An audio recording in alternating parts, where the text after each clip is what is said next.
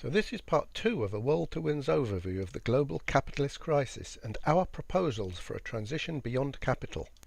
In part 1 we heard warnings of a second global economic disaster seen in the onset of a deflationary spiral. Despite more than 6 years of desperate attempts to pump up the economy with soaring credit and debt and by forcing wages down, the rate of profit continued on its downward path even after the crash of 2007, driving the crisis ever deeper. In part 2 we'll be looking at the potential already developed within capitalist society for making the transition beyond it.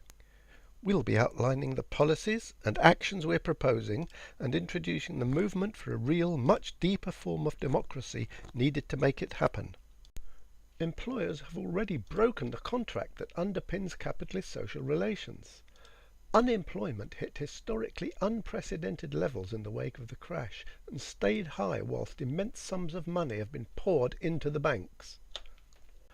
More and more are forced onto 0 hours contracts.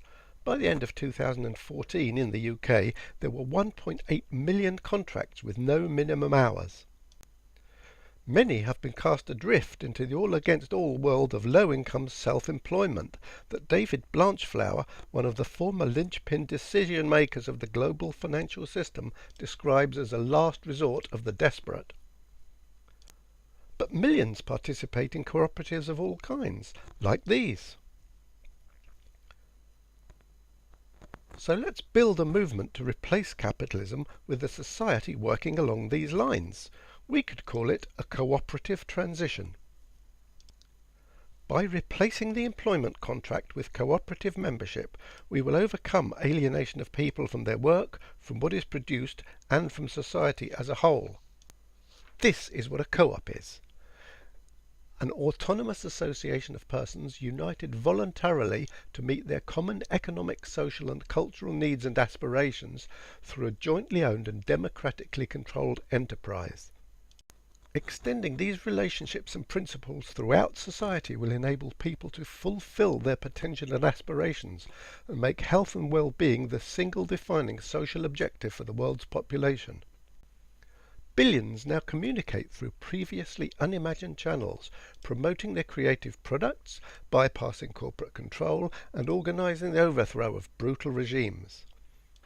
So let's bring an end to austerity, privatization, and a life of debt slavery. Let's end the era of capitalist corporations owned by profiteering hedge funds.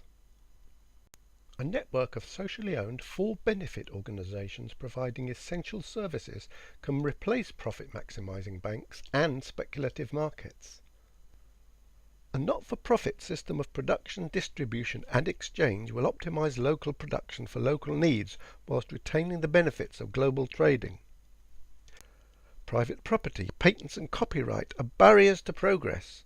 Together we can release the revolutionary potential of science, technology and technique to minimize resource use, creating a society based on cooperation, satisfying the needs of all. The electronic foundations for a participative global and local democracy are under construction, but technology alone is not the answer.